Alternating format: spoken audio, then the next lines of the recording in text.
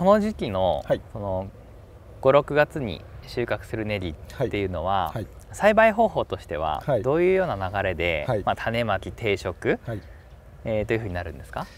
私の家では、はい、10月の15日に毎年なんですけど、10月の15日、去年ですねの15日、10月15日に種をまいて、だいたい12月の1日ぐらいに定食します。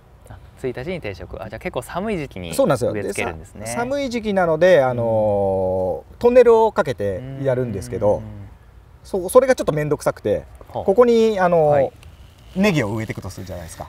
ネギはそこに植えますもんね。そうですよね。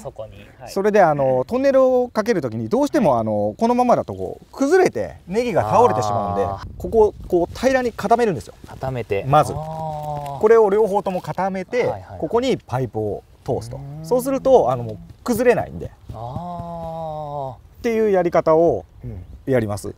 なのでこれ全部やると結構大変で、すごい面倒くさいですね。私一人で3日ぐらいかかるんですけど、3日、そうですよね。大変なんですよ。これ2本ありますけど、はい、ここをこう叩いて、こっちも叩いて、そうです。刺すところを叩くわけですよね。刺すところを叩くって感じですね。でこう大きなトンネルをかける。そうです。2個ずつかけていくって感じですね。でもう一つすみません、ポイントがあって、2個ずつかけていくんですけど、最初の3本は結構比較的綺麗な透明度の高いビニールをかけるんですよ。それで奥の3本は比較的透明度の低い古いビニールをかけるんですよ。そうするとこのぐらいの面積でも見てもらうと分かると思うんですけど、こっちのが成長が早くて全然違いますね。あっちのが成長が遅いと思うんですけど、そうすると収穫がこっち終わった頃にちょうど向こうが収穫が始まるみたいな感じで、ビニールを新しいのと古いのを使って時間の調整をしますね。じゃあ、植え付けとかは全部同じだけれども、そのビニールの新品か古いのかによって収穫時期がどれくらい変わるんですか？大体10日ぐらい、10日から15日ぐらいは、はい、じゃあちょうどいいですね。ちょうどいいんですよね。これ結構うちに何でも使って、枝豆とかでもこの技使ってるんですよね。それはちょっと勉強になりますね。なるほど。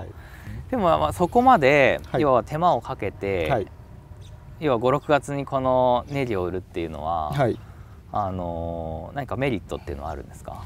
私の家もは昔分血ネギですね、坊主知らずとか奥ネギとかそういうネギを使ってたんですけど、まず一つが分血するネギっていうのはどうしても見た目が悪くなってしまう。先の方が根っこの部分がこう細くなって市場受けしないんですよね。でやっぱその時期に一本ネギを食べたいっていうニーズがすごいあるので、まず作ろうとしたのが一つと、あと坊主知らずが金閣っていう病気がすごい出やすくて、それが出ると畑を傷めてしまうっていうので、もう完全にやめてしまいました。その金閣っていうのは一度出てしまうとまた翌年とかも出ますね。出てしまうんですね。畑を変えながらやるといいと思うんですけど、私の家は都内の方に近いのでどうしても畑が少ないので、なので一つの場所でやっぱ何回でも使えるようにうまく工夫をしなくては。はい。非常に勉強になります。でこれ品種春王子という。はい、そうですね。はい。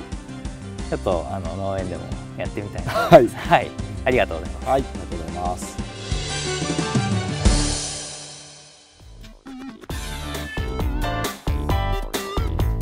この動画が良かったらグッド。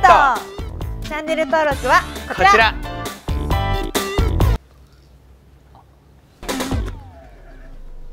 何やってんねん。